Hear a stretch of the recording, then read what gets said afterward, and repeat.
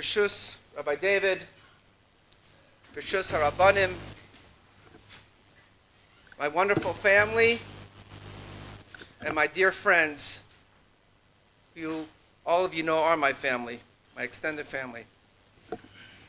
Thank you all for coming here tonight to commemorate the first yahrzeit of my father. It's hard to imagine that his levaya was exactly 13 months ago today. I would also like to thank all the Rabbanim in my life. You know who you all are, that helped me get through the Avelis over the past year. That was not an easy task. Having a yahrzeit shiur in honor of my father is a tremendous suchus to what my father was all about, as you will hear tonight. We are all very fortunate to have Rabbi Bienenfeld with us tonight, as our relationship goes back close to 35 years. Not a day goes by in my life without thinking of my father. I would like to address a few of these points that we wrote on his matzeva, which really summarizes who he was. Asak koyamav v'tzarchet tzibur b'yamuna. The Midrash tells us one of the ways to attain spiritual richness is to occupy yourself wholeheartedly with needs of the community.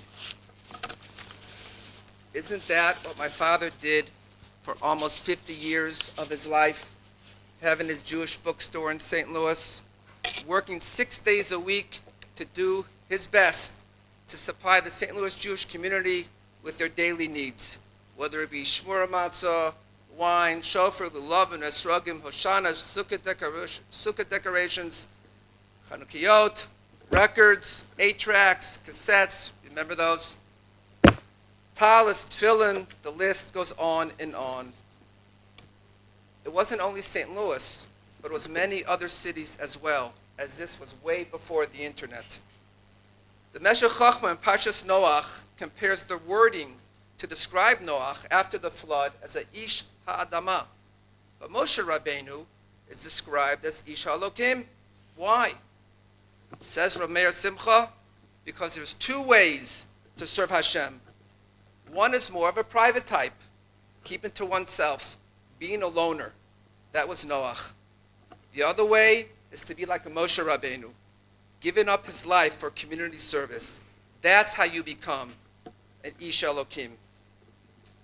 My father gave up his own personal time to be a pal and a loving friend to my friends as well. It's too bad most of you didn't get the chance to meet him. You would have loved him. He gave up his Motzi Shabbos to referee our hockey games for over 5 years of his life. And boy, was he in shape. Running up and down that yeshiva gym, he loved it. Driving us to Minyan, to our school at Epstein Academy in St. Louis, treating us to donuts, was doing the mitzvah with so much love, with that extra time. And of course, it was my friend's favorite Minyan day. I still meet people today from St. Louis tell me how much they love his Jewish bookstore and how much time they spent there. I can honestly say that my father came into the St. Louis community as a champion and left as a champion as well. V'veis Elokim holach barogesh v'sham shafach siach pnei bochin libos. We read in today's Slichos, for those of you that were in Bahab. That was my father. Boy, did he run to Minyan. Let me quote an unbelievable Gemara in Brachos Daf Mem Zayin that many of you are familiar with, but it's a classic. V'amar Rabbi Shua ben Levi, La'olam yashkim adam lebeis hakneses. A person should awake early to go to the shul. Kedei sheyizke v'yimana im asara anashim. So they should be counted among the first 10. Shafil amel boy macharav. For even if 100 people shows up after him, kibot lav schar kulam. He gets the reward of all of them. The Gemara is puzzled. It says, wait a second. Schar kulam saka datich? Are you telling me that number 11 through 100 get nothing at all? Is that fair?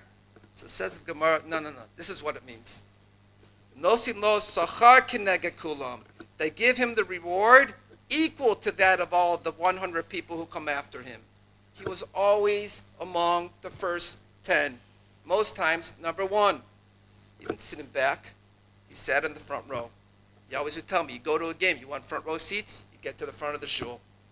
And the Mashal says something on this Gemara that could change some of our attitudes. By being among the first 10, you get credit by escorting the Shekhinah into the shul. You are the direct cause of having the Shekhinah in our presence. Number 11 through whatever is more of a passive idea. That was him. He wasn't just a shul goer, but he was that sat on the bench. He was an all-star player, an all-star Baal Tefillah. His nusach was perfect. He knew when to sing and when not to sing. Most important, he knew the Perush HaMilos. He knew what the words meant. He knew who he was standing in front of. On Rosh Hashanah and Yom Kippur, as Rabbi Binefa would attest to, when he was begging for his life, begging for his parnasa, begging for his health, begging for me to get married, to find a shidduch, he poured out his tears to Hashem. When he came down from the Amud, he was soaking wet. But he came down with that radiance of the Kohen Gadol after the Avodah on Yom Kippur. That feeling that his tefillah was accepted because he gave it his best and then some. And we would continue to sing those nigunim for at least a month after the Yom Noraim. The Marei Kohen, the Melech Elyon, the Ein Kitzvah. And Chas v'Chalila, if someone got up there and davened the Ron Nusach, his whole body would shiver. And it would bother him for so many hours. And I remember someone got up on the first night of Yontiv and had the Nusach of Shabbos. And I could see it in his face. It killed him. I said, Dad, we have 8 more days of Yontiv. No, you can't start out that way. It had to be the Nusach of Yontiv. I can honestly say that my father fulfilled the first simon in Shulchan Aruch. The Mechaber tells us, Yiskaber ka'ari la'amo baboker la'avodas baro. You have to rise up in the morning like the strength of a lion to serve your Creator. He loved Hashem, he feared Hashem, and was meticulous over the mitzvos. In all my years, I rarely saw my father davening at home. He was as bold as a leopard, making maximum effort to honor Shabbos and Yontiv. He would fight off the Yetzer Hara. His attitude was, I can do it. It's not a big deal. It's not too much. Even when he was exhausted from working so hard, he would make sure to learn with his chavrusa 2 or 3 times a week. He chased after all the opportunities to perform Hashem's will in heaven. When he was presented with such an opportunity, he did not delay. After all, our sukkah was first to go up in St. Louis, Labor Day weekend. He emulated the lion and approached his avodas Hashem with a strong heart and iron will. He was such a Shabbos and Yontiv Jew. Pesach night, his face lit up. He was revived as if he left Mitzrayim that night. When my father turned 60, he wanted to do something that would bring him closer to Hashem. Ben Shishim Lezikna, Pirkei Avos tells us, no, not golf. But he bought himself a gartel, a bekisha, a pair of Rabbeinu Tam tefillin, and he did not miss a day until he got sick. Like I said at the Levaya, Dad, I know you're listening. I am your chariot, and I carry your torch here in Eretz Yisrael. And everything that you passed on to me with so much love and details will be passed on to my children. I honestly did my best to honor my father's precious neshama over the past year. I could write a book and call it Traveling While Being a Novel. My father's neshama is now in the Yeshiva Shamala, and I pray to Hashem with his merits, standing by his side, that Hashem watch over us, bring shalom to our people, protect us from our surrounding enemies, and bring Mashiach speedily in our days. I love you, Daddy. I miss you so much, and you will forever be in my heart. And this is the reason why I picked tonight's shiur topic, Kibbud Aviyim, out of respect and the love that I have for my father. not only is it kashur to Shavuos coming up in a couple of weeks, it's a mitzvah we can all work on and feel good about. Those of you that are fortunate to have parents here, and those of you that are not, I am sure will benefit from tonight's chizuk. I can't think of a better way to honor my father's neshama and to honor my father's yahrzeit than by doing a siyum of Seder Nezikim tonight with my son Tani. Over the course of the past 7 months, we learned 2 to 3 mishnayos daily during our chavrusa, and I often felt as though my father's spirit was right there next to us, learning right with us. I'd like to call Tani up here so we could complete the last Mishnah in Horiot.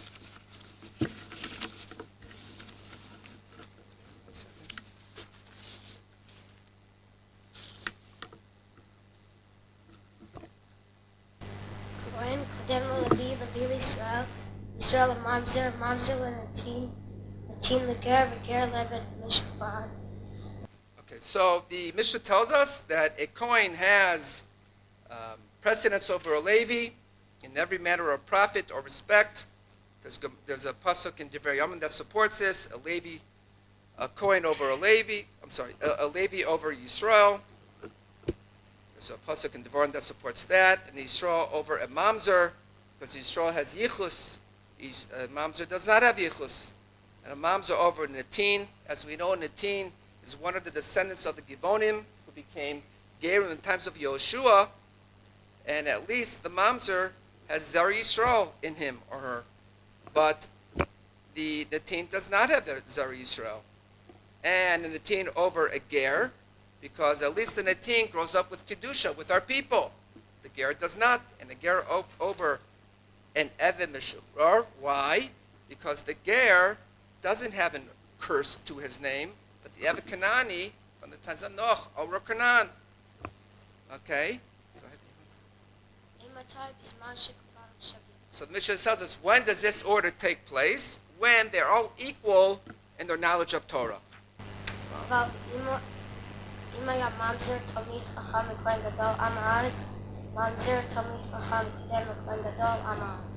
So in a case where you have a Mamzer Talmid Chacham versus the Kohen Gadol Am Haaretz, how could that be?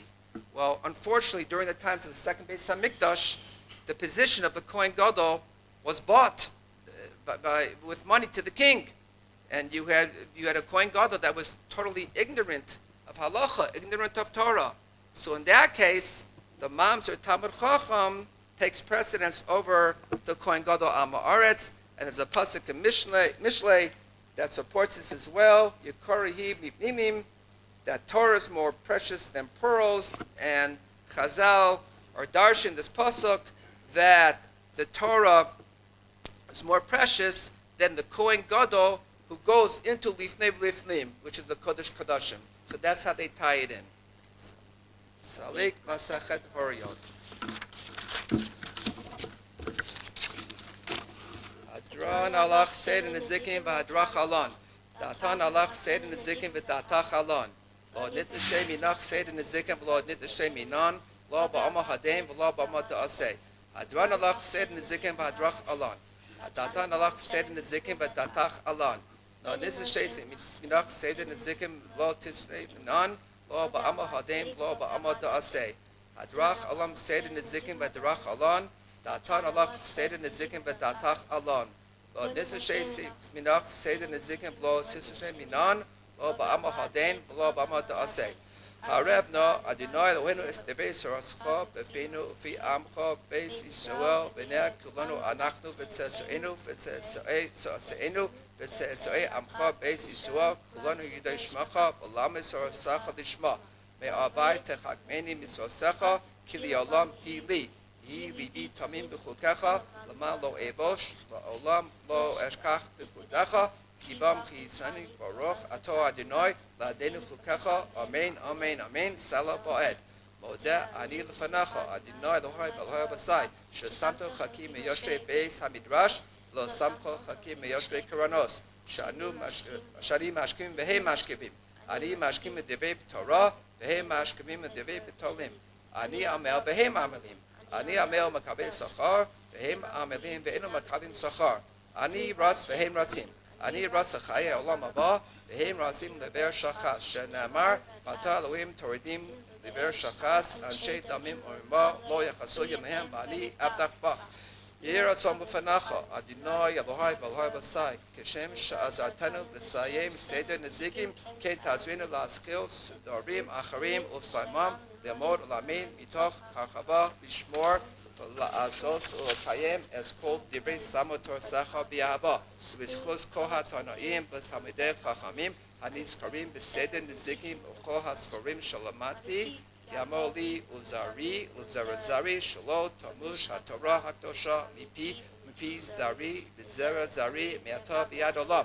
וקיים בי מקרא שכתוב, פסלחך תנחה עושך, ושכבך תשמור עליך, והכיסוסו היא ששיחך, כי בי ירבו ימיך ויוסיפו לך שנות חיים, אורך ימי בבנו בשמו עושר וכבוד. אדוני חפץ למען, אדוני עושה עמו ייתן, אדוני יברך את שמו בשלום.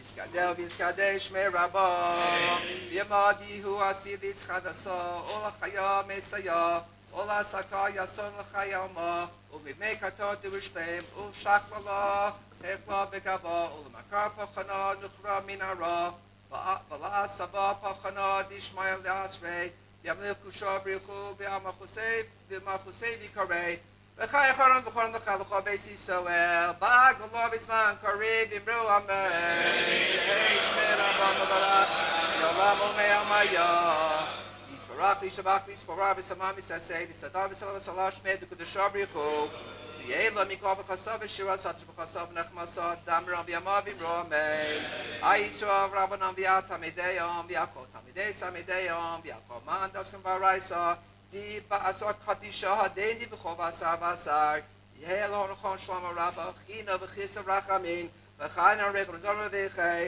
ובקדם מקדם אב לשמוע ויערה ואמרו אמן. יהי שלום רם ושמיה, וחיים טובים עלינו וכל ישראל ואמרו אמן. עושה שלום ברממו וברחמו ויעשה שלום עלינו, וכל ישראל ואמרו אמן. שכוח. Okay, we're just getting started. Tanya did a great job. I would like to call upon Rabbi David to say a few words of introductory remarks, to say a few words about my father. I'm sure most of you know this, but my relationship with Rabbi David goes pretty far back to the early 80s. Rabbi David, we were so fortunate in St. Louis to have him come and be the menahel of Balak Yeshiva High School. Unfortunately, well, so my father would say, I was in Skokie at the time. And when Rabbi David came, I was already in my first year in Skokie Yeshiva. And my father immediately fell in love with Rabbi David and said, Mike, I want you to switch to Balak. I said, Dad, I'm very happy in Skokie. It's a great place. I mean, it's my friends would just, he said, I don't know, this Rabbi David's something else. You'll love him. In any event, I did stay in Skokie. But my father and Rabbi David and myself, when I would come in for Yontiv and over the course of various breaks that we had during the year, it was a loving relationship. And Baruch Hashem, Hashem has his ways. He brings us back together again here in Eretz Yisrael. Not in Toronto, not in Providence, I think not in the Bronx, Allah Shalom, right? But only here in Eretz Yisrael we're back together. So I would like to call upon Rabbi David to say a few words. You made the right move with Skokie. I was zochet to live in Torani, in St. Louis for a period of 3 years, from 1981 to 1984. And there were 3 outstanding years of my life. And certainly among the personalities who succeeded in getting through me was certainly Rabbi Yitzchak Greenwald, Zecherim Debracha. I spent a fair amount of time. There was really nothing much to do in St. Louis. and I became a frequent visitor to the Judaic bookstore. It was almost my second home. And that actually, in many respects, was the epicenter of a small Jewish community. By its very nature, as Mike mentioned earlier, it became a fount of chesed, designed to provide all the needs and necessities of Jewish life. As he mentioned, matzos, wine, dalaminim, Hanukkah, all the accoutrements. The store had a very cozy, kind of intimate kind of warmth to it. People were attracted to it, but I think primarily because of its proprietor, Uman Kone B'Shevach Kli. Rabbi Yitzchak Greenwald was a gregarious, social, effervescent personality, full of life, vivacious and radiant. And to tell you the truth, Baruch Hashem, he was zocheh to a son who's Rabbi Yitzchak Greenwald incarnate. All the aforementioned by definition bespeak a person whose total personality was grounded in chesed. Chazal comment, the Torah is chila gemilas chasodim, v'soiva gemilas chasodim. Rabbi Yitzchak Greenwald was Klei Kodesh, writ large. His sole raison d'etre was to be a parnas and mefarnes, not just for the Jewish community of St. Louis, as Mike mentioned, but certainly St. Louis, as they say, v'haglilot, and the surrounding area. His shorashim were deeply embedded in a love of people, a love of Torah, a love of mitzvahs. His davening reflected a profound rapprochement with the Rebbeinu Shalom. He was a shiur tzibur par excellence, as Mike mentioned, and was schooled in the classical nigunim of Shabbos and Yom Tov, of which he was a master craftsman. The story that Mike mentioned, I heard from his father many, many times. The Shabbos Yom Tov story. Did that resonate with me? Al Yishanim and Anigunim, he said in Shulchan Aruch. Unfortunately, today, essentially, just as the pilot light has gone, so too have Nusach and Masoret as well. One who heard his davening felt catapulted into a world of European yesteryear, with Dveikus in Hashem Yisbarach was the order of the day, his respect for all human beings, but especially Rabbanim B'nai Torah, was singular and distinctive.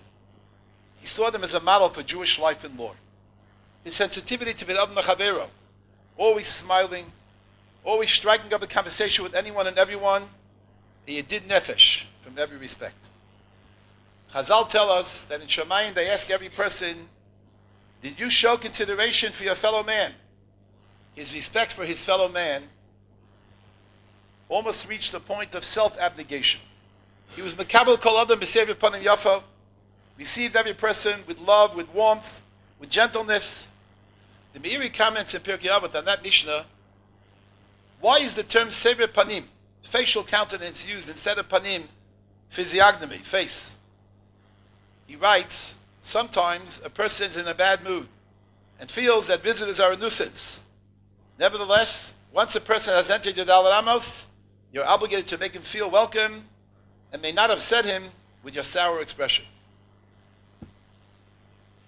Your guest has to think, sever savur, that you're happy to see him, even though you're really not happy to see him. That's generally the state that I find myself in 24/7. Rabbi Baruch Ber, the author of the Birkas Shmuel, was well known for his intense love of every Jew.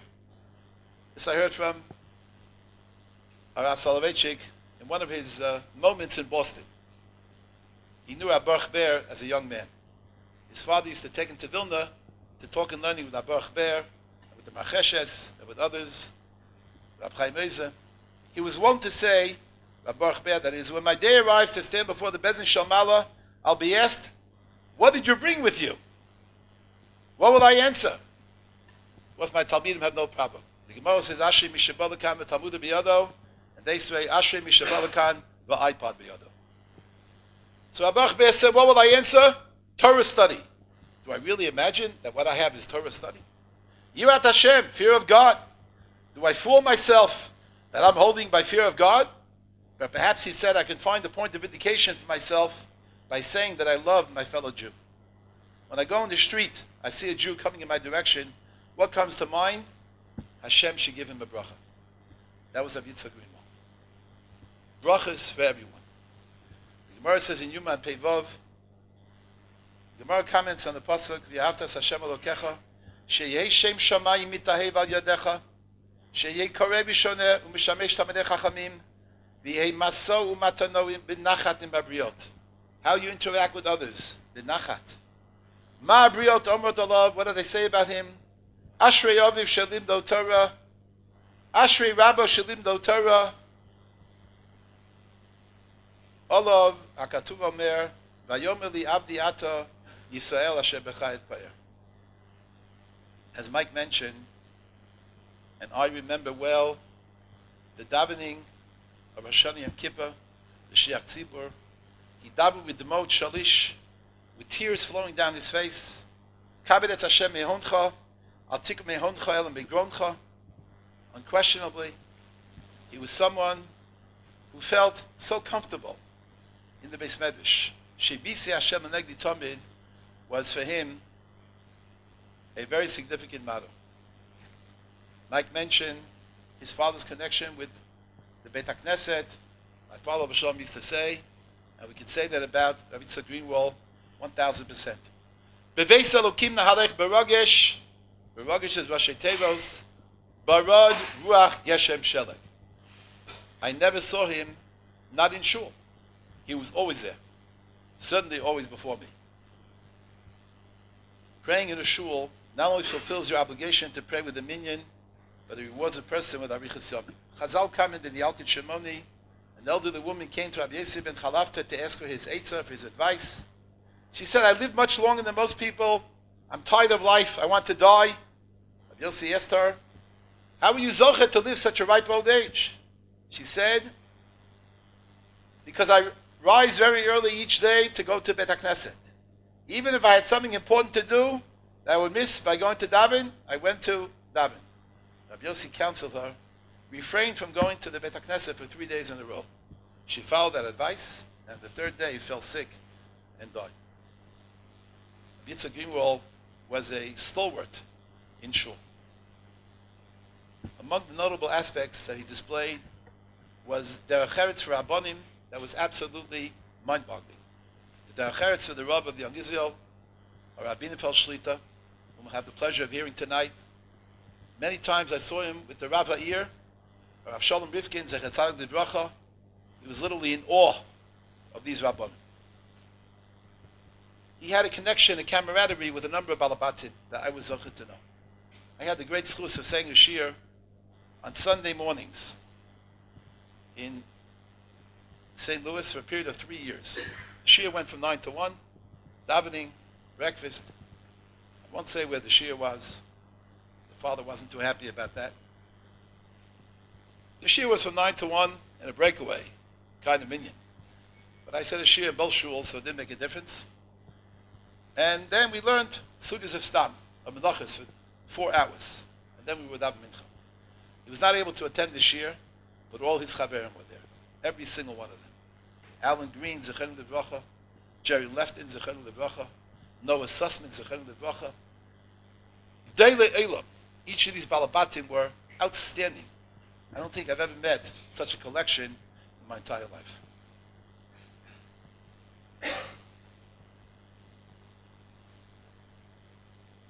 I sat next to him in shul for 3 years and realized I was standing next to someone who reflected a Jew from a different era. He was all heart, all leiv, but primarily an unbelievable emunah and dveikus in Hashem Yisbarach that really was, I believe, the very essence of his entire persona. It's very rare to find someone of that ilk, of that stature. It really was a schus for me to have an association with him. Yehi Zichro Yisbarach. Bershus Mordahasra, my dear Chaver, Rabbi David Shlita, Rabbanim Chashuvim, Rav Masai, of course Mike and Vivian and the children. I want to mention them, Tamar and Tani, Ari and Yael. I was very honored when Mike asked me some time ago, and even though it was some time ago, every week I get a reminder. Don't forget, you're on, here's the schedule, and everything okay, and so on. He called me before I left my home in Arnona. He called me on the way, and just to make sure that everything was, 100% correct. Thank God I'm here. But I was very honored and quite honestly quite touched that Mike asked me to speak on the first shiur side of his father. Let me just, I need to say a word about Rabbi David. I don't think I'm going to say anything that you don't already know. But as Rabbi David mentioned, we spent 3 years together. And we really had a wonderful, certainly a wonderful relationship. But I need to tell you some things about him that you may or may not know. That he's a bar hachi and a Talmud Chacham of supreme quality is something you know. But what you may not know is the amelus that he puts in. A tremendous amelus into learning. I recall he would, at this other shul that he was alluding to, which was fine. I mean, it was certainly fine with me. One thing had nothing to do with another. But I remember he would say to me, did you give a shiur in Ramban too, right? Remember? Give a shiur. So he said, I can't get this Ramban. I don't understand it. And then he would say, but I'm going to work it through. I'm going to work it through. Sometimes working it through meant till 3 o'clock in the morning, but he would relentlessly work through a sugya, work through it. I remember it was specifically with Ramban that I heard the story, which I thought was quite amazing. Another aspect of Rabbi David was he was fearless. Fearless. I mean, I would use the word intrepid in holding on to the higher standards certainly at Block Yeshiva High School, but even more. I mean, he was a big chizuk to me as the Rav of the shul there, to making sure that we would only be answerable to the Devar Hashem, and we would not be influenced to go in any way off the derech. In the even I've been out of St. Louis some 6-7 years, but people still talk about Rabbi David. They still talk about Rabbi David, and every now and then, even when I was there to come and visit, the crowds came out to hear him. In those 3 years, he earned universal respect from all the Balabatim, not only in my shul, but in the other shuls in town, not only for his rectitude, but his integrity. The final thing I'd want to say that I noticed about your Rav, and apart from everything else that I've said, I never get a chance to say this to him because he's always giving me covet every time he sees me. The Rav used to say that that any rabbi has to have 2 qualifications. He has to know what he's talking about, he has to be a bar hachi, and he has to be a mensch. And the Rav said they're both equally important. You can't have one without the other. Rabbi David impressed everyone by being a mensch. I taught at Block Yeshiva High School. He was my boss, to a certain extent. In the shul it was one way, in the school it was the other way. So he was my boss, and I can tell you that the concern that he had for every Talmud, I think every Talmud, he went out of his way for every Talmud. It was really an incredible thing to see, and it certainly made a tremendous impact upon all the parents. His menschlichkeit in dealing with Balabatim, the honesty, the integrity. These are things that every time I think of Rabbi David, these are the memories that come to mind. As far as my own relationship with him, again, the Rav Soloveitchik, our Rebbe, used to comment and said that friendship is not measured by the frequency of meetings one has with another person. It's not measured by quantity of meetings. Rather, it's measured by the quality of the relationship. The quality of the relationship. Even if 2 people haven't seen each other for years, it's the quality of the relationship that defines the friendship. So I'd like to say, certainly Mitzidi, to my dear friend, that it's, even though we haven't seen each other and we bump into each other from time to time, it was the quality of the relationship that we forged together during those 3 years and beyond in St. Louis that have remained very dear to me to this day. So I want to publicly thank Rabbi David, your Rav, and may he have arichas yomim to continue to teach and to be mashpia on everyone in the shul and the entire community and beyond. I'm not sure if there's anything I could add to what Rabbi David said about my dear friend Dick, as I knew him, and certainly what Mike said quite emotionally about his beloved father. Everything that was said was said. He was larger than life. He was just larger than life. I know in shul, every time they called him out to daven on a musaf, you hear, shh. You hear all the shh, like, oh. They didn't say that about anybody else, but when he was going up, you heard that, we're ready. Okay, let's get ready. We're in for something. I'm talking about a regular Shabbos. I remember how there was a point when Dick no longer wanted to daven for the Yom Noraim because it was too difficult for him. I remember once he fainted, and someone had to take over, and it was like it was sort of a shock. The davening was never quite the same. The shul hired chazanim. They came. They were good, but it wasn't the same. It wasn't to this day. The nigunim that I remember hearing on the Yomim Noraim have stayed with me to this day. But there was one thing that was not mentioned. Of course, you can't mention everything. Slichos. Now, in my shul, God bless them, not everyone came to slichos in the morning. Very, very early. But Dick, he had a chazot and a daven slichos. His slichos was something. It was a regular weekday morning for slichos. Wouldn't think people, this is the slichos before the Yom Noraim and during the Aseret Shemei Tshuva. But those slichos, when Dick davened those slichos, it was Yom Kippur. It was Rosh Hashanah. It was the same kavanah, the same tears. I mean, I'm looking out here, and it's really hard to convey what the experience was like to be in shul with this incredible chazan. And he would say he wasn't a chazan. Didn't have to be a chazan. He poured his whole neshama into the davening, and it left an extraordinary impression upon everyone. I remember when I came to shul, my predecessor was Rabbi Simcha Kraus. Some of you may know him, who also made Aliyah. So I said, well, if I have any questions about the minhagim of the shul, what to do, who should I go to? So I thought he would say, go to the Luach, go to the Luach. He says, go to Dick Greenwald. Anytime there's a question, he's the machriya, everyone listens to him. You say this, you don't say this, he is the living Luach of the shul. And the kachoya, anytime I had a question, I go, Dick, what do we do? This is what we do. And God forfend anyone who would disagree. Dick did not suffer fools lightly when it came to minhagim and things which he knew so well. So it's like I said, it's certainly an honor to be here and to add my few words to this occasion.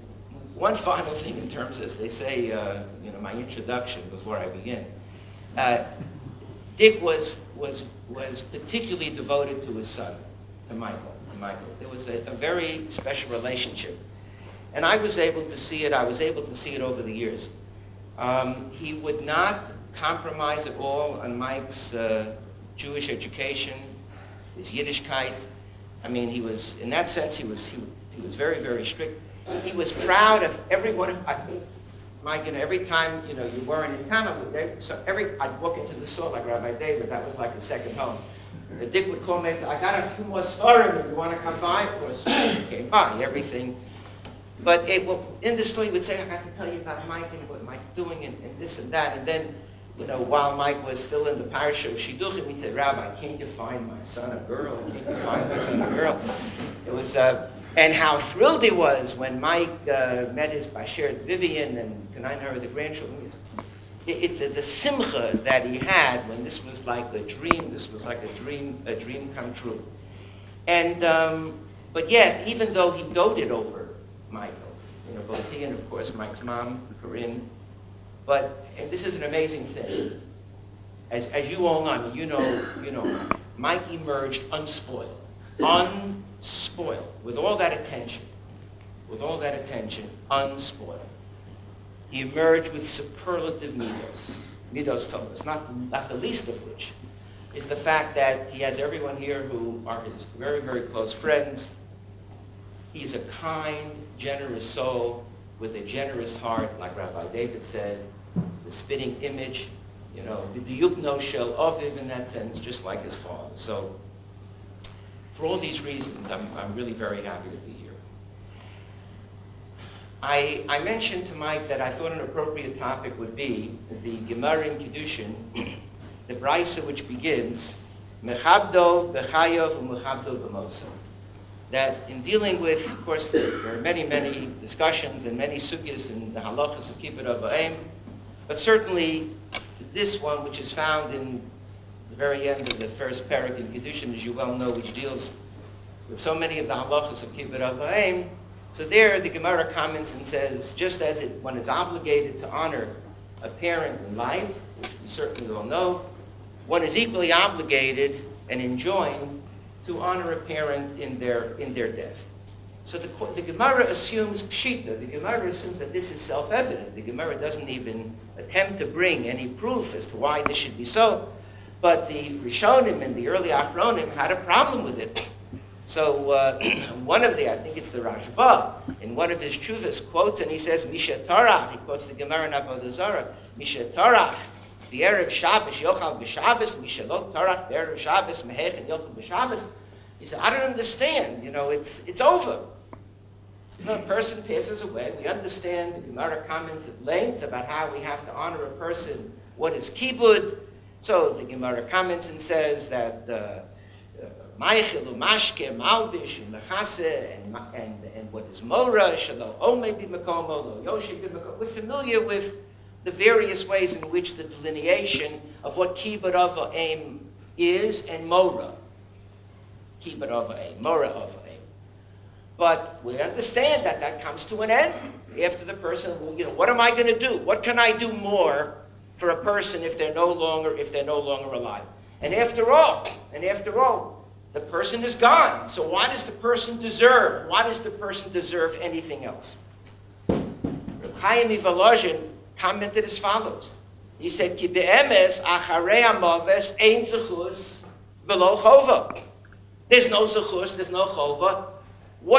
I did everything I could while my parents were alive. Now that they're gone, it's over. It's over. And yet,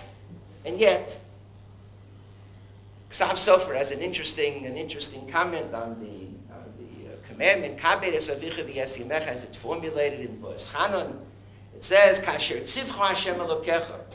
So he comments and says, what's this Kasher tzivcha Hashem Elokecha? And he answers and he says, even in the Midbar, when parents had no need to provide anything for one's child, HaKadosh Baruch Hu says, honor them anyway. So therefore, the Ksav Sofer says, even when parents are no longer alive, ki'ilu, they can't provide anything more for the child. There's still, almost like a chok, there's still an obligation to honor them. But the question is, how are we to understand this? So the Achronim, there's a whole sugya. The Maharam Shik and later Rav Yosef Engel discussed this, and they say that if you say that the obligation of kibbut av va'em is rooted in bein adam lechavero, so bein adam lechavero, once the chavero is gone, once the parent is no longer alive, so then the obligation should no longer be there.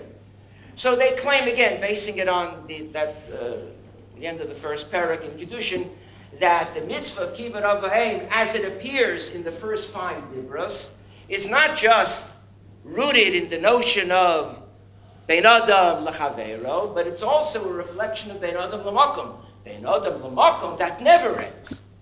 So they claim that there is an obligation to honor one's parents. Why? To honor one's parents, b'chabdo b'moso, because through honoring your parents b'moso, kalomar, after they're gone, I honor Hashem. That is another way in which to honor Hashem. So, okay, that's an approach.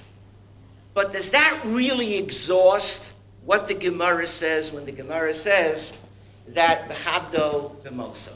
Does that really exhaust it? So I'd like to suggest, that there is something else. We're all familiar with the Sefer HaChinuch. When the Sefer HaChinuch, Mishar HaMitzvah, when the Sefer HaChinuch discusses why is it that we have to honor our parents anyway. So the Sefer HaChinuch comments, I'll just read a portion of it. Mishar Mitzvah zu sheroy lo la'odem sheyakir v'yigmol chesed lemi she'aso imo tovim.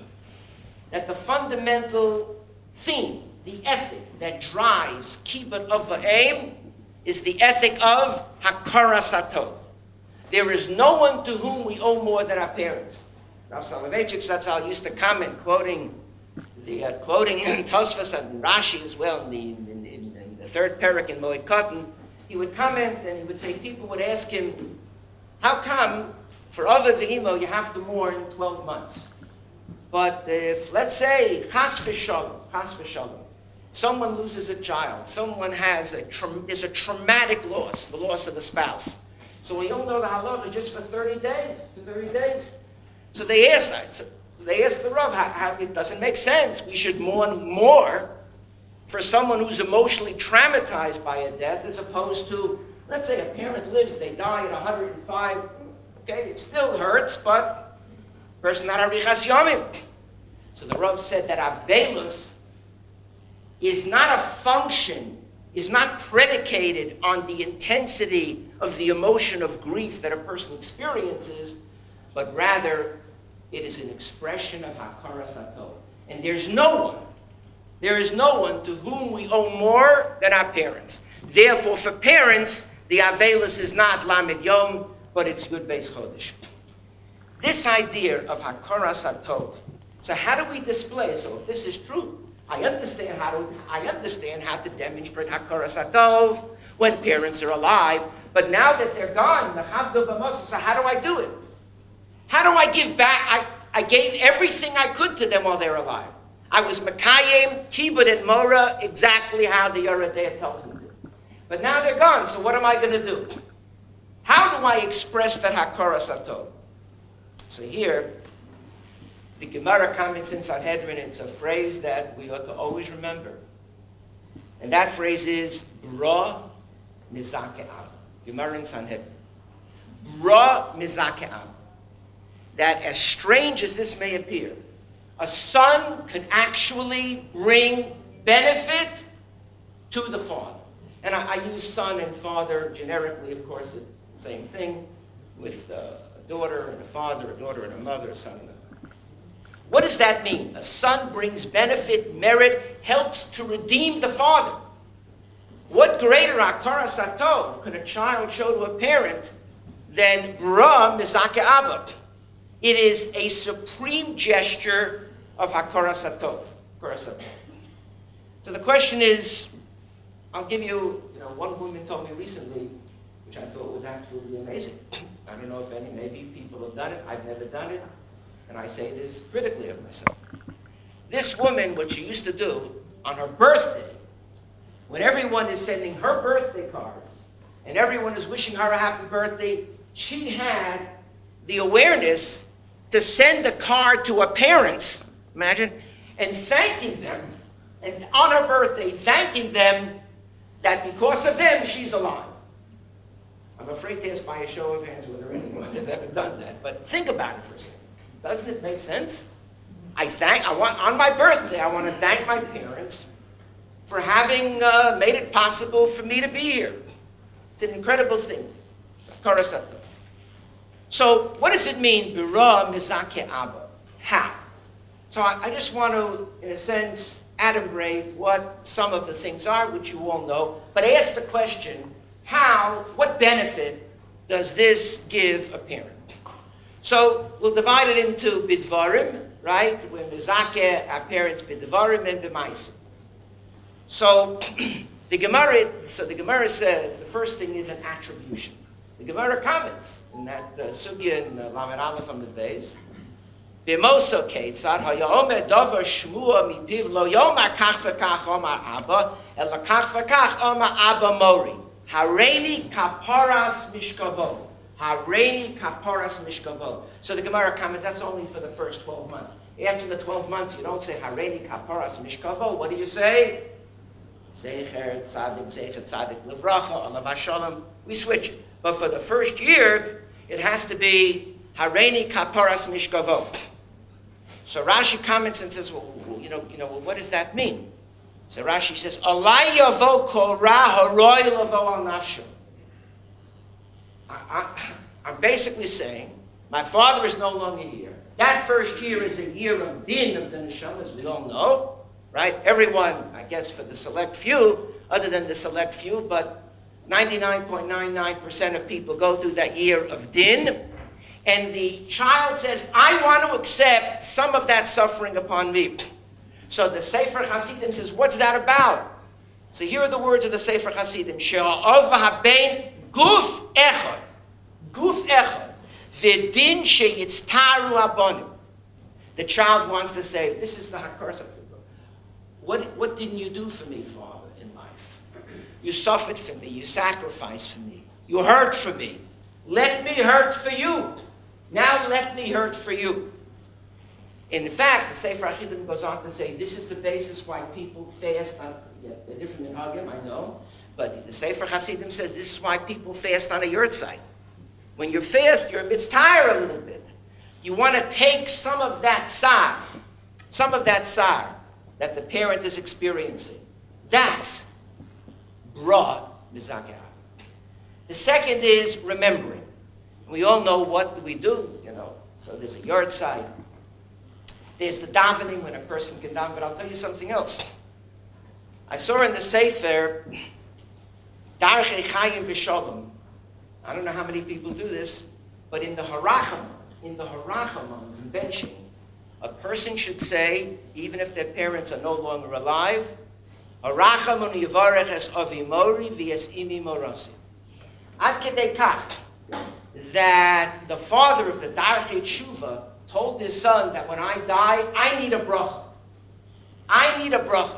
Be sure to bench. What does it mean I need a bracha? In the benching, I want you to say a harachamon for me. Not only for the living, I want you to say a harachamon for me. Why? What is the idea of the yurtzeit, of yisker, of the benching? So, the Pele Yoed says a very beautiful thing. He says, I'll tell you why. He says, Shekol yemei chayav tiyeh diyukno shel aviv chakuko lefanav. Sound familiar? Diyukno shel aviv? Right? Yosef, wife of Potiphar, remember Diyukno shel Yaakov. The more we remember a father who's no longer here, a mother who's no longer here, their image is before us. And to the extent that I see their image, it means Yaakov Avinu Lomeis. It means David Melech Yisrael Chai v'Kayam. It means that on a certain level, they're not dead. Ra mizakeh Abba. Ra mizakeh Abba.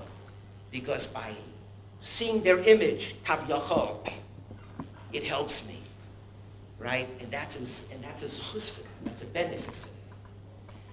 Number 3, how are we mechabdo bidvarim? The Kaddish. So we all know the famous story about Rabbi Akiva that the Oz Ruah brings down about Rabbi Akiva, how he finds this person, this father who apparently is in Gehenna in suffering, and he rescues him by teaching his son how to say Kaddish. So the question, what is that about? What is the Kaddish about? So the Shloah has a very, very, I would say, out-of-the-box explanation. Here are the words of the Shloah, the Shnei Luchos HaBris. He says, HaKaddish hazeh eino tefillah sheyispalel b'no al aviv lifnei Hashem she'ya'aleu mish'ol. No, we say Kaddish is not because through the Kaddish, in some fashion, my loved one is going to rise from the Gehenna into the higher worlds. No. Elo zechusu mitzvahu lemeis shebeno mikadesh Hashem yizbarach borabim v'akahol yanu amen yeheshmei rabbim. Listen to this explanation. You know how we say Kaddish? You know why Yonah says Kaddish? Because what is Kaddish? You're being mikadesh Shem Hashem borabim. What's better than that? To make your life into a Kiddush Hashem. You make your life into a Kiddush Hashem. The Kaddish is emblematic of what a person is supposed to do with their life. Bichlal. What better way, Bra Mizakeh Abba, than to make your life into a Kiddush Hashem? All that is wrapped up, says the Shloah, when a person, when a person says Kaddish. It's an amazing thing. Number 4, the study of Mishnah. Have you ever thought of this question? I'll see if I can answer it. It says, the minhag is to study Mishnah. Mishnah, Neshama, Jinn. Why? What about Gemara? What about Ramban? What about Nach? What is it about Mishnah in particular that becomes the Mishnah of the Neshama? Just hold on to that question. So it's very interesting that they base it on this pasuk about Asher. Asher, one of the Bnei Yaakov, it says, "Me Asher Shemeina Lachmo." Me'asher Shemena Lachmo. Shemena also. Flip the letters around, and you get Mishnah and you get Neshama. So what does this mean? It means Mishnayos become the lechem, become the sustenance for the Neshama. In fact, they go on to say, that, various sources, someone who finishes Shisha Sidrei Mishnah saves the Neshama from all the Gigulim. Here's what the Kav Yosher says. He says, V'yimu Baal Torah, not just Mishnah. V'ro lo lechadish bo eze dover b'Torah os yesh to'eles gadol la'oviv v'imo. V'os habein misameach la'oviv v'imo u'ma'atrin la'oviv v'imo kama iturin. How do we understand whether it's Mishnah primarily, but it's any Chiddush Torah? I'd like to suggest as follows. The first time that we have a compilation of what we call the Masorah was Moshe Kibel Torah Misinai u'Misara liYoshua. The Mishnah becomes the first embodiment of what we know to be the Masorah. The Gemara came later, but the Mishnah was the first. If the Mishnah embodies and defines the prototypic Masorah, then by studying Mishnah, what am I saying? Ladies and gentlemen, what am I saying? I plan to continue the Masorah of my father. Is there any way that we can benefit, we can be mizakeh our parents by continuing on the Masorah? This is why I would suggest, Lefi Aniyus Daiti, that Mishnah is chosen primarily. But anytime a child is Mechadesh Torah, it's as if he places crowns upon the heads of his mother and father. Any Chiddush Torah, especially if he mentions, of course, why not mention that he was inspired by the memory of his father or mother? That is how we're Mechabdo, Bimoso, Bidvar. What about B'maisim? So B'maisim we know. We give tzedakah. One of the reasons in shuls, I don't know whether it works here in Eretz Yisrael, but in shuls they would always have appeals on Yizkor.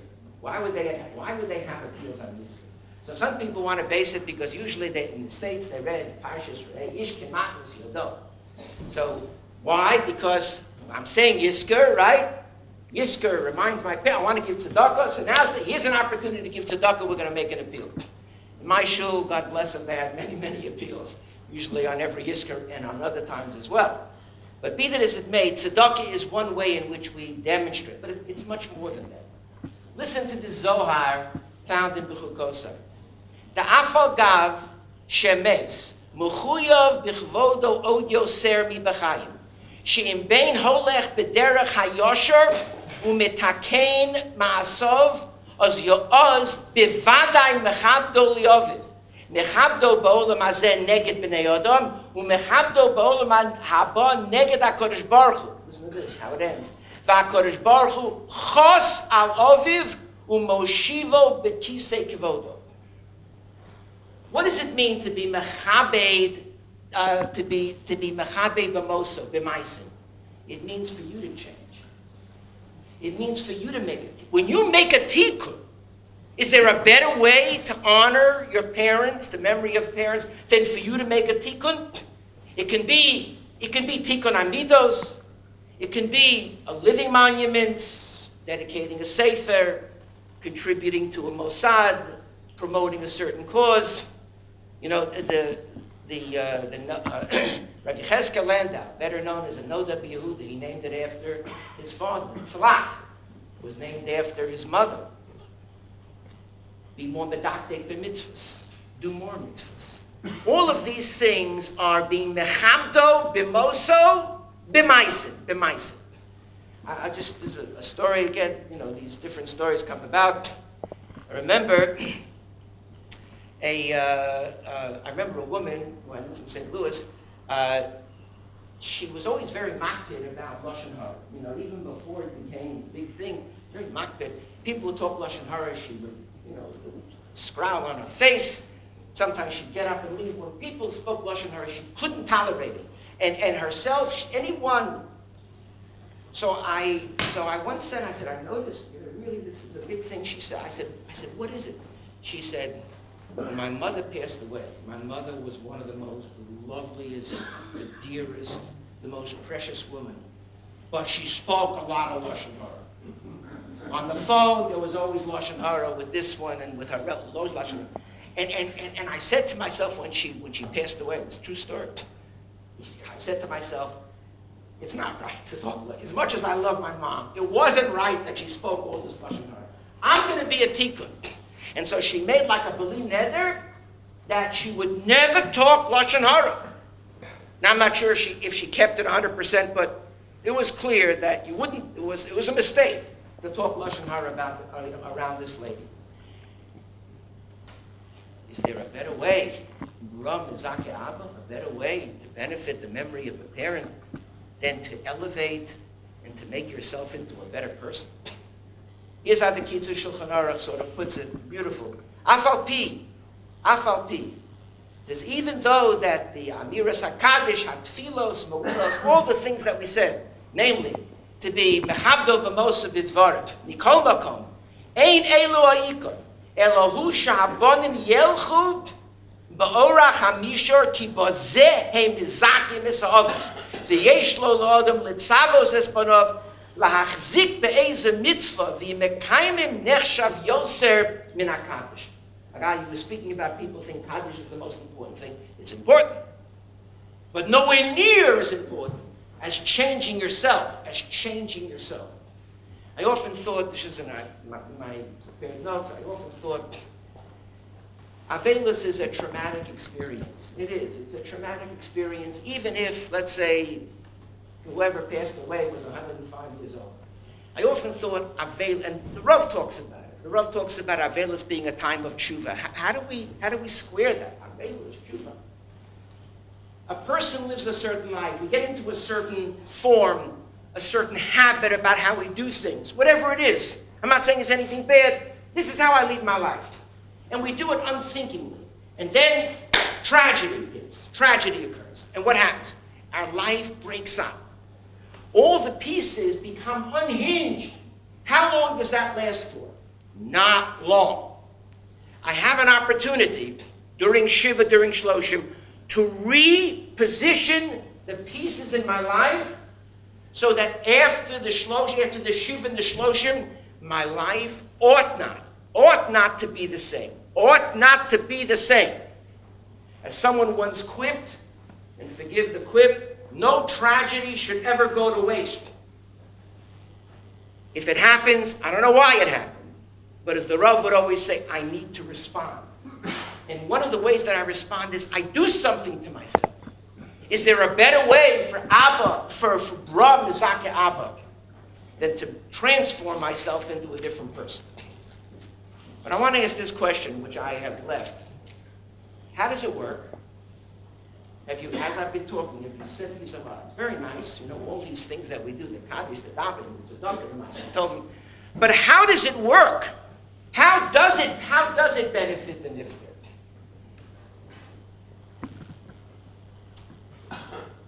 I want you to remember this phrase. First of all, the Gemara in Eruvin, Yoresh Kroi D'Avur, or as other people put it, Bra Kroi D'Avur. Listen to this. There the Gemara is talking about in Yonim of Yerusha and so on, but the phrase was taken by Rav Hutner Zatzal, the great Rosh Yeshiva of Chaim Berlin, and he interpreted it this way. What does it mean that the son are the feet of the parents? What does that mean? It makes no sense whatsoever. So here's how the great Rav Hutner explained it. He said, a person in life is called a holech. We go, we move forward, we advance. A malach is an omeid. A malach stays put. A person is a holech so long as they live. I may have asked you. When they die, they're no longer a holech. They are stationary. The game is over. They racked up as many halavai good points as possible, and then the game is over. And then they're judged. Is that it? They're no longer a holech anymore? So this Gemara, this phrase, it's a remarkable phrase. The Gemara in Eruvin says, no, they can still walk. Who's going to make them walk? Who will give them legs? The son. Bra kuroi davuo. The son is the one who gives legs to the deceased parent. He enables them to walk again. Everything that we've described up until now, all of those things that we mentioned, what does it do? It enables the parent to move forward. What do you say at a yard site? There should be an Elud. What is Elud in the Neshama? What does that mean, Elud in the Neshama? The Neshama is going to go up. What does that mean? This is what it means. I've given legs to my parent who's no longer here. They can continue to walk. What does it mean they can continue to walk? They can benefit. They can actually, the neshama, understand literally. The neshama benefits from the things that I do here. In terms of what we said earlier. Bidvarim, mechabdo bidvarim, mechabdo b'mais. This is what Rav Shimon ben Yochai said at the end of the 10th parak in Yevamos, where he said, "V'chiyef shelo la'adam logor b'shnei olamim." Is it possible for a person to live in both worlds, this world and the world of life, and in another world? He says, is it possible? He says, yes. He says, Kol sha'omrim davar shmua mipiv. Anyone who says something good in the name of someone in this world, siv sosav dovavos bekever. The person is dead, and yet his lips are moving. Who gave movement to those lips? Who animated those lips? The son, the daughter, those who were alive. This cloud of bra kiroi da'avua explains something else.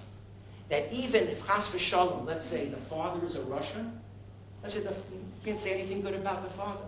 Yet, the son can be mizake the father by this principle. And you know, and the example that's given, Ramban gives this example by none other than Terach.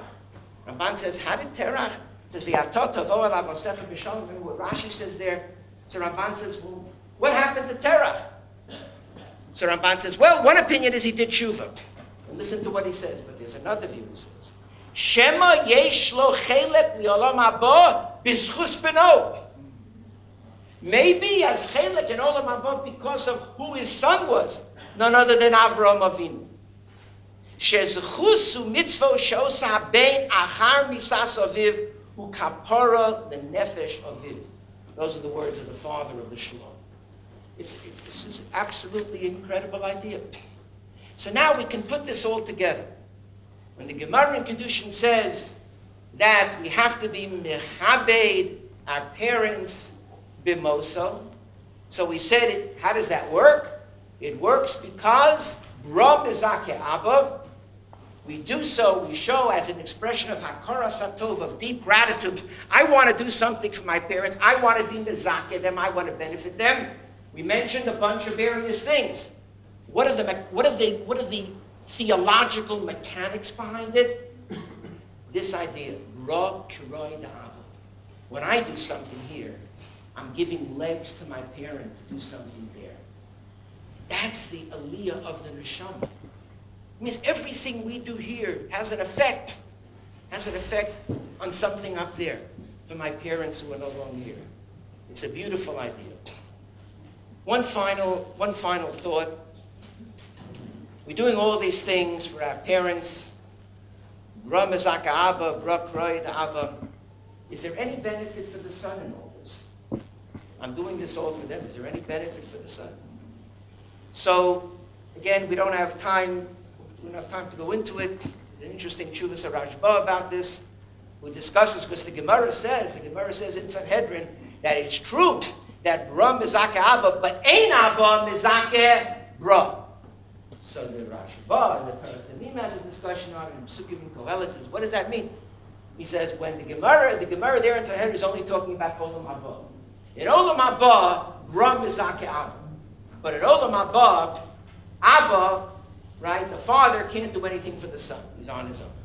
But in Olam Hazeh, but in this world, it works both ways. In this world, the son can be mizake abba. How does it work in this? How many stories can you tell me about a son or children who became Baalei Tshuva And they schlepped their parents along. They schlepped their parents along. How many times have we heard that? Maybe some of us here are the beneficiaries of children and grandchildren who made us into better people. So in this world, not only in the next world, but in this world, Bra mizake Abba. But it works the other way around. Abba mizake Bra in this world. A father can benefit the child. How does the father benefit the child? So here is the well-known interpretation of Rav Soloveitchik on that famous Mishnah in Eidias, the second parak, where it says Ha'av, this is Rabbi Akiva who was talking, Ha'av zochel lebein, Ha'av zochel lebein, Abba mizake bra, with all b'koach, b'osher, b'chochma, and then of course that enigmatic phrase, u'v'mispar hadoros l'fanav u'haketz. After it says that the father grants the child all of these wonderful qualities, physical qualities, and financial benefits, and bishonim and arich hashamim, what is mispar hadoros lefanav? So Rav Soloveitchik famously said, it's a very famous word that he said, it's a beautiful idea, it's a beautiful idea. He says, it is the parents that link the child to the previous doros. It's the father who introduces the child to the great gedolim of the past, to mispar hadoros lefanav. It's the parent who introduces the child to Rashi, and Rashi's not a dead figure. Rashi's alive, and the Rambam is alive, as the Rav dramatically portrayed it as something that ought to be read by everyone. It is the parent who is mizake the son by making sure that the son connects with that Mesorah. V'hu haketz. And that's how redemption is brought about. Mike, when I thought of this last phrase, I just had to think of what your dad meant to you and what your dad gave you. Everything that you've done, everything that we've spoken about, everything you've done, what you've done for your father this evening, and all the ways in your travels, how you made sure you wouldn't miss a Kaddish. And just as you said earlier, that there isn't a moment that you don't think about your father, and I believe that. There's no doubt in my mind. Your father, his memory is with you. He's your companion day in and day out. So with all that you've done for your father, just as I've said, Bra mizake Abba, Bra kroed Abba, you're the feet of your father in everything that you've done. But your father gave you something very precious. He gave you mispar hadoros l'fanav u'haketz. He gave you that wonderful zechus to be part of this great Mesorah. Like you say, you said that you can feel the presence of your dad and how he must be smiling and how joyous he is to see what a wonderful son that he has and his wonderful grandchildren. It's a wonderful thing. Rabbeinu Yonah concludes and he says, Misha meniach ben kamoso, someone who leaves a son like him, kol mitzvah she'osa habein acharov, every mitzvah that you do, yesh la'av bo zechus v'chelek, v'yikabel schar ba'olamo u'ki'ilu hu chai b'kayom. It's as if your father, because of what you've done, is still alive. He gave to you, and you gave to him. There's no greater Kiddush Hashem. May the beloved memory of your dear, dear father be as a chuz for you and your family and your relatives, your wonderful shul, your wonderful community, forever. Thank you very much.